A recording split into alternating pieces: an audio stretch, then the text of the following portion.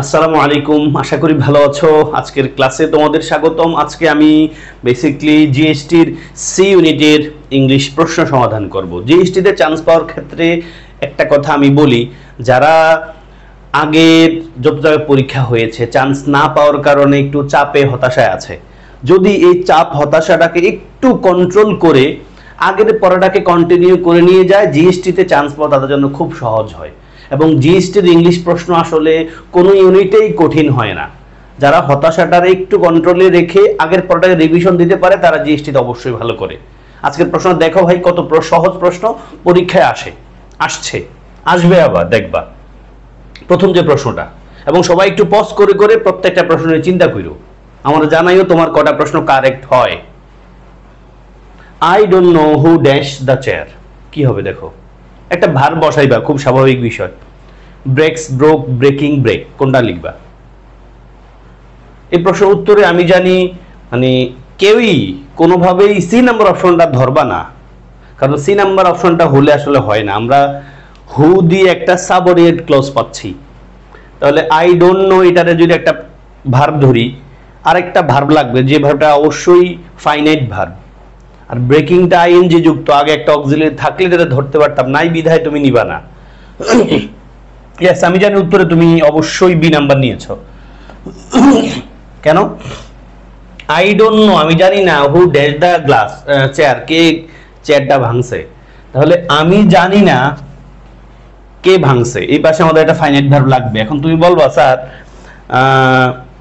আমরা break, ব্রেকস, broke, মানে ব্রেকস, break না নিয়ে কেন ব্রোক নিলাম? বাক্যের অর্থটা তো বোঝার একটু সক্ষমতা সবার আছে, তাই না? আমি জানি না কে চেয়ারটা ভাঙছে, তাহলে চেয়ারটা ভাঙাভাঙি হয়ে গেছে, তাই না? চেয়ারটা ভাঙা শেষ, এবার আমি বললাম I don't know who broke the chair. তার মানে আমার জানাজানির কাজটা কিন্তু চেয়ার ভাঙার পরে, ফলে এই চেয়ার ভাঙাভাঙির কাজটা কিন্তু পাস্ট টেন্সে হবে। ফলে আই ডোন্ট নো, আমি জানি না, who broke the glass, who broke the chair, কে চেয়ারটা ভাঙছিল। আশা করি ক্লিয়ার সবাই। দেন খুবই easy question. My mother dash TV news every night. তোমরা রাইট ফ্রম ভার্ব, তারপর টেন্স জাতীয় কিছু পড়ো তো অবশ্যই, সেখান থেকে প্রশ্ন। মাই মাদার, আমার মা, ড্যাশ টিভি নিউজ দেখেন এভরি নাইট, প্রতি রাতে। তার মানে আমার মায়ের একটা হ্যাবিচুয়াল অ্যাক্ট, মানে এটা তিনি রেগুলারই করেন। আমরা জানি কোন একটা কাজ যদি অভ্যাসগত কর্ম বোঝায়, সাইন্টিফিক ট্রুথ হয়, ঐতিহাসিক ট্রুথ হয়, তখন আমরা ওই বাক্যটাকে সিম্পল প্রেজেন্টে লিখি, মানে প্রেজেন্ট ইনডিফিনিট টেন্সে লিখি। আমি জানি সবাই উত্তরে লিখবা my mother watches television news every night, আমার মা প্রতি রাতে টিভি নিউজ দেখেন। নেক্সট, 2/3 অফ দ্য ওয়ার্ক, এটা অবশ্যই সবাই পারতে হবে। সরি, সাবজেক্ট ভার্ব এগ্রিমেন্ট থেকে আসা একটা প্রশ্ন, এই টপিকের বস হইতে হবে সবাই। উত্তর কি হবে? 2/3 অফ দ্য ওয়ার্ক, অফ দিয়ে যুক্ত আছে, এবং অবশ্যই খেয়াল রাখতে হবে ফ্র্যাকশন আছে এই পাশে, এবং সাথে সাথে খেয়াল রাখতে হবে ওয়ার্ক শব্দটা uncountable noun which is always in singular form. Yes, উত্তর তুমি নিশ্চয়ই আনসার করেছো, জানি বি নাম্বার। এখানে ইস্যু আছে, আমরা জানি নরমালি প্রিপজিশনের আগের শব্দটাই মূল সাবজেক্ট, যেটা কিনা ভার নির্ধারণ করে। কিন্তু যদি সেটা ফ্র্যাকশন হয়, ফ্র্যাকশন হলে প্রিপজিশন আগের শব্দটা ভার নির্ধারণ করতে পারে না, করে হলো মূলত প্রিপজিশনের পরবর্তী শব্দটা। এই 2/3 কাজ শব্দটা যেহেতু সিঙ্গুলার আনকাউন্টেবল নাউন, আমরা অবশ্যই সিঙ্গুলার ভার্বকে নিব। ফলে উত্তর হচ্ছে হ্যাজ বিন। ইভেন যদি অপশনে হ্যাজ থাকতো, হ্যাজ, এবং নর্মালি ওনারা এরকম প্রশ্নে হ্যাজ ডান এরকম একটা অপশনও রাখেন, মানে দুটা সিঙ্গুলার অপশন রাখেন। হ্যাজ ডান থাকলেও কিন্তু হ্যাজ ডানটা নেওয়া যাইতো না, কারণটা হলো কাজ কিন্তু নিজে নিজে করে না, কাজ তারা কেউ না কেউ করে, পেসিভ মুড লাগবে। তাহলে 2/3 of the work has been done, 2/3 কাজ শেষ হইছে, তাহলে পেসিভ মুডটা লাগবে প্লাস ফ্র্যাকশন থাকলে সাবজেক্টের প্লেসে আমরা প্রিপোজিশনের পরবর্তী শব্দটা অনুযায়ী ভার্ব নির্ধারণ করি, ফলে ওয়ার্কের জন্য সিঙ্গুলার আর বাক্যটা প্যাসিভ মুড লাগবে, ফলে উত্তর পেয়েছি আমরা B number, has been done. 2/3 of the work has been done, এটা অনেক জায়গায় অনেকবার অনেকভাবে আসছে, এই টাইপের বাক্যটাই বিশেষ পরীক্ষায়ও এসছে। নেক্সট, अगेन এটাও কিন্তু সাবজেক্ট ভার্ব এগ্রিমেন্টের পয়েন্ট অফ ভিউ থেকেই, everything including the books dash bought, সবাই পারা উচিত। একটু পজ করো, দেন আমার সাথে মিলাও। দেখো ভাই, আমরা কিন্তু এই পয়েন্ট অফ ভিউটা জানি, এই যে ইনক্লুডিং সহ কিছু প্রিপোজিশন আছে, ইনক্লুডিং, তারপরে আরো কিছু এক্সপ্রেশন লাইক কি জানো, together with, along with, accompanied by, accompanied with, in addition to, এরকম কিছু। তাহলে এগুলো দিয়ে যখন দুটা সাবজেক্ট যুক্ত হয়, দেখো আমাদের এই জায়গাটাই, এই ব্ল্যাঙ্কের শব্দটা আর এই বট, এই অংশটাই ভার্বের প্লেস, বাকিটা পুরোটাই সাবজেক্ট। তাহলে আমরা জানি এই যে including, together with, along with, accompanied by, accompanied with, as well as, এগুলো দিয়ে যখন দুই সাবজেক্ট যুক্ত হয় তখন প্রথম সাবজেক্টটাই মূল সাবজেক্ট, যেটা কিনা ভার্ব নির্ধারণ করে। ফলে এভরিথিং, আমরা এটাও জানি এভরিথিং, সামথিং, এরকম শব্দগুলো সাবজেক্টের প্লেসে বসলে ভার্বটা কি হয়, সিঙ্গুলার হয়। তাহলে সিঙ্গুলার ভার্ব আছে এখানে একটাই, কেবল সে কে? ইয়েস, সে নিশ্চয়ই শুধু ওয়াজ। ফলে এভরিথিং ওয়াজ বট, সবকিছু কিনা হয়েছে, ইনক্লুডিং দ্য বুকস, বইগুলো সহ। তাহলে বাক্যটা হচ্ছে এভরিথিং ইনক্লুডিং দ্য বুকস, বইগুলো সহ সবকিছু কেনা হয়েছে। ওয়াজ বট, দেখো প্যাসিভ মুড কিন্তু, ওয়াজ বট কেনা হয়েছে। Next, dreams have fascinated philosophers for thousands of years. What would be the synonym of the word fascinated in the context of this sentence? টেক্সটবুকের প্রশ্ন, দেখো সি ইউনিটে টেক্সটবুক থেকে প্রশ্ন আসে না বলেই মানুষজন জানে, বাট জিএসটির ক্ষেত্রে আমরা ভিন্নটা দেখছি। টেক্সটবুক থেকে অবশ্যই বি ইউনিটে প্রশ্ন আসবে অনেক বেশি, এই ইউনিটেও প্রশ্ন আসবে, এবং সি ইউনিটে আমরা একাধিক প্রশ্ন দেখছি কিন্তু। তাহলে এখানে বলছে dreams have fascinated philosophers for thousands of years, dreams দিয়ে যে ইউনিট আছে প্রথম যে গল্পটা, সেখান থেকে নিচে গল্প সব বাক্যটা। ফ্যাসিনেট শব্দটার অর্থ কি, এই কনটেক্সটে বলছে, কনটেক্সটে মানে কি, এই বাক্যে ফ্যাসিনেট শব্দের অর্থ কি? ফ্যাসিনেট শব্দের অনেক অর্থ হতে পারে, ফ্রাইটেন, ফুল, মিসগাইডেড নাকি ক্যাপটিভেটেড। অবশ্যই আমরা এটা পজিটিভ টোন বলছে, dreams have fascinated philosophers for thousands of years, হাজার হাজার বছর ধরে ফিলোসোফারদেরকে ড্রিম কি করছে, আকর্ষিত করেছিল। ফলে অবশ্যই উত্তরে তুমি ক্যাপটিভেটেড লিখবে, ক্যাপটিভেটেড। বাকিগুলো নিশ্চয় নেগেটিভ মুড, ফ্রাইটেন তো ভীত হওয়া, এটাকে রেফার করে। ফলে উত্তর হচ্ছে captivated. Then, Jessore is one of the oldest cities in Bangladesh, এটাকে তুমি কম্পারেটিভ ডিগ্রিতে ট্রান্সফর্ম করাবা, তাহলে চিন্তা করো। এবং অবশ্যই মানে গ্রামারের রুল না পারলেও এটা পারা সম্ভব, যদি তুমি মূল বাক্যের সাথে মিল রেখে আনসার করতে হবে। কম্পারেটিভ মানে কি, দুইয়ের মাঝে তুলনা। এখানে যশোরের কথা উল্লেখ থাকবে আর বাংলাদেশের অন্য অন্য শহরগুলোর কথা উল্লেখ থাকবে। তাহলে দেখো, Jessore is older than any other city, any আদারের পর কিন্তু নাউনটা প্লুরাল লাগবে, ফলে এটা বাদ।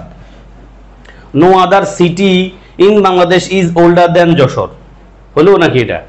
দেন, Jessore is the older city in Bangladesh, Jessore is older than most other cities, এই আমরা নিশ্চয়ই এটাই লিখবো, এটাই বলছে।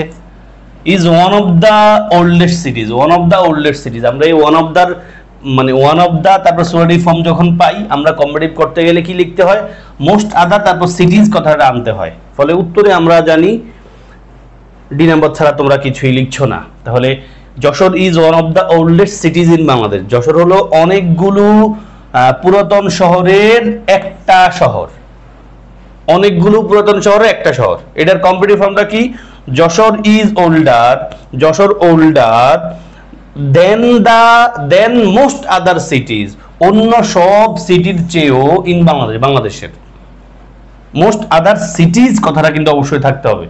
তাহলে এখানে একটা পয়েন্ট আমরা সবাই জানি, পরীক্ষা অনেক আসে, ওয়ান অফ এর পর নাউনটা কি হয় যেন, প্লুরাল হয়। ওয়ান অফ এর পরে নাউনটা কিন্তু প্লুরাল হয়, ওয়ান অফ দ্য ওল্ডেস্ট সিটিজ, তার মানে যশোর কিন্তু একমাত্র পুরাতন শহর না, পুরাতন শহর অনেকগুলো আছে, তার মধ্যে একটা হলো যশোর।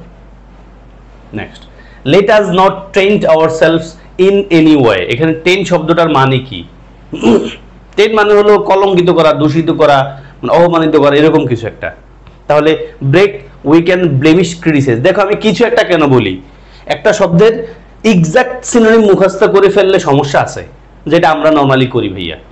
একটা শব্দ খেয়াল রাখার সবচেয়ে সায়েন্টিফিক উপায় হলো ওই শব্দটা দিয়ে একটা বাক্য তৈরি করে পড়া, এবং শব্দটা একটা বাক্য থেকে যদি তুমি একটা শব্দ পড়ো বা বাক্যটা ধরে যদি একটা শব্দ পড়ো, দেখবে এই শব্দ তুমি কখনোই ভুলবা না, কারণ কনটেক্সটে আছে।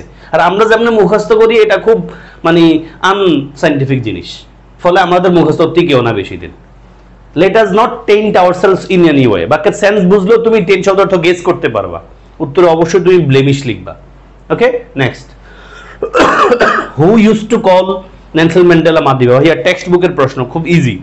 নেলসন ম্যান্ডেলা গল্প পড়লে ডাইরেক্ট লেখা আছে, কে নেলসন ম্যান্ডেলারে মাদিবা ডাকতো? বাপে, মায়ে, বউয়ে নাকি বন্ধু বান্ধবরা? অবশ্যই উত্তর আমরা বলবো কি ফ্রেন্ডসরা। Who used to call Nelson Mandela Madiba? Madiba বলতো নেলসন ম্যান্ডেলাকে তার বন্ধু বান্ধব। Next 9, she dash the earth 48 times and spend almost 3 days in space. অবশ্যই টেক্সট বুকের প্রশ্ন, দেখো, এবং টেক্সট বুক না পারলেও এটা পারার সম্ভাবনা আছে, সুযোগ আছে। দেখো বলছে স্পেন্ড, তুমি বাক্যটা যদি দুই পাশ করো, এন্ড দিয়ে কিন্তু বাক্যের একটা পার্ট আছে, বাক্যটা কিন্তু কম্পাউন্ড সেন্টেন্স। তাহলে স্পেন্ড, এটা স্পেন্ড শব্দটা স্পেন্ড শব্দের পাস্ট ফর্ম আকারে বসা আছে। তার মানে বাক্যের এক পাশে যদি পাস্ট টেন্স থাকে, তুমি এই পাশে নিশ্চয়ই পাস্ট টেন্সে লিখবা এবং আছে ওয়েট সেটা। তাহলে শি ইজ অরবিটিং, মানে বাক্যটা মিলে কিনা, she is orbiting the earth 48 times. 48 Times মানে কি 48 বার। আমরা জানি TIME টাইম শব্দটা সময় অর্থ দেয়, এবং তার অর্থ হলো মানে কি জানো, শব্দটা তখন আনকাউন্টেবল নাউন, তার সাথে এস হয় না। অন্যদিকে টাইমস শব্দটা কিন্তু বলা যায়, কাউন্টেবল নাউন বানানো যায়, অর্থ তখন বার হয়। তাহলে she is orbiting the earth 48 Times মিলে না, শি অরবিটস তো মিলবে না, তুমি প্রেজেন্ট টেন্স কোনোভাবে লিখবা না। এবার তুমি এ আর সি আনসার করবা বাক্যের সাথে মিল রাইখা। শি ওয়াজ অরবিটেড মানে তারে ঘোরানো হয়েছে না, সে ঘুরছে, এখানে পয়েন্ট অফ ভিউটা দেখো। বাক্যটা কিন্তু অ্যাক্টিভ মুডেই আছে, বাক্যটা কিন্তু অ্যাক্টিভ মুডে আছে, ফলে উত্তরে আমরা লিখতে হবে এই বছর দেখো অ্যাক্টিভ মুডে কিন্তু আছে, পাস্ট টেন্স এবং অ্যাক্টিভ মুডে। তাহলে শি অরবিটেড, তিনি প্রদক্ষিণ করেছিলেন দ্য আর্থ, পৃথিবীটা 48 টাইমস 48 বার, and spend almost 3 days in space, তিনি প্রায় 3 দিন স্পেসে কাটাইছেন। এই বাক্যটা রিডিং করার অভ্যাস থাকলে তোমার পরীক্ষায় হেল্প হতে পারে। আর নতুন করে শি অরবিটেড দ্য আর্থ 48 টাইমস, এখানে একটা পয়েন্ট। এন্ড স্পেন্ট বাক্যটা আসতে পারে, এই বাক্যটা কোন টাইপের বাক্য? Compound sentence. Almost 3 days in space, in এর জায়গায় ওনারা ব্ল্যাঙ্ক দিয়ে বলবে ইন, অন, এট, বাই, কিছু একটা, ইন স্পেস। তখন তুমি হয়তো মানে রুলস পড়ে এখানে প্রিপোজিশন আনসার করতে পারবো না। রিডিং করার অভ্যাস থাকলে প্রিপোজিশন জাতীয় প্রশ্ন উত্তর খুব সহজে করা সম্ভব। এবং অবশ্যই প্রিপোজিশন জাতীয় ভোকাবুলারি নিয়ে তোমরা সবাই প্যারায় আছো, এটার জন্য সমাধান হলো ভাই এতদিন যা পড়ছিলা প্রিভিয়াস কোশ্চেন শুধু পড়বা, এবং শুধু জিএসটির প্রিভিয়াস কোশ্চেন পড়লে তো আর হবে না। জিএসটি প্রিভিয়াস কোশ্চেন পরীক্ষা হয়েছে কয়েক বছর, তোমার একটু বিসিএস, অন্য ইউনিভার্সিটি, ডিইউ, এগুলোর প্রশ্ন একটু সমাধান করো previous question. And the last, the number of students present the class today dash ভাই রে ভাই, সাবজেক্ট হয় এগ্রিমেন্ট থেকে তো আজকের ক্লাসে আমরা গত বছর সিরিজে আসছে প্রশ্ন দেখলাম সাইডের মতো। দেখো a number of, the number of এর রুল পারো না তোমরা সবাই, এটাই কিন্তু সেখান থেকে আসছে। আমরা জানি এ নাম্বার অফ আর দা নাম্বার অফ দুটা এক্সপ্রেশন আছে, এ নাম্বার অফ আর এটা হলো দা নাম্বার অফ। তাহলে আমরা জানি এই যে এ নাম্বার অফ এবং দা নাম্বার অফ দুটার পরেই কিন্তু নাউনটা প্লুরাল হয়। দেখো স্টুডেন্টস কিন্তু প্লুরাল আছেই, তাহলে এ নাম্বার অফ এবং দা নাম্বার অফ দুটার পরেই নাউনটা প্লুরাল হয়। কিন্তু খেয়াল রাখবো দা নাম্বার অফ এর পরে ভার্বটা হবে সিঙ্গুলার, আর এ নাম্বার অফ এর পরে ভার্বটা হবে প্লুরাল। নিশ্চয়ই সবাই পারো, আমি শুধু রিমাইন্ডার দিচ্ছি। আচ্ছা উত্তরে তুমি নিশ্চয়ই দেখো দা নাম্বার অফ এর পরে নাউন তো প্লুরাল থাকবেই এ নাম্বার অফ এর মতো, বাট দা নাম্বার অফ এর পরে ভার্বটা হবে সিঙ্গুলার, আর এ নাম্বার অফ এর পরে ভার্বটা হয় কি প্লুরাল। এই ছিল তোমাদের জন্য আজকের ক্লাস করে যদি উপকার পাও ক্লাসে রিঅ্যাকশন দিও, অবশ্যই তোমার বন্ধুদেরকে শেয়ার করে দিয়ে দেখার সুযোগ করে দিবা। আমার চ্যানেলে যদি নতুন হয়ে থাকো সাবস্ক্রাইব করে পাশে থাকো। হ্যাঁ, আসসালামু আলাইকুম ওয়া রাহমাতুল্লাহ।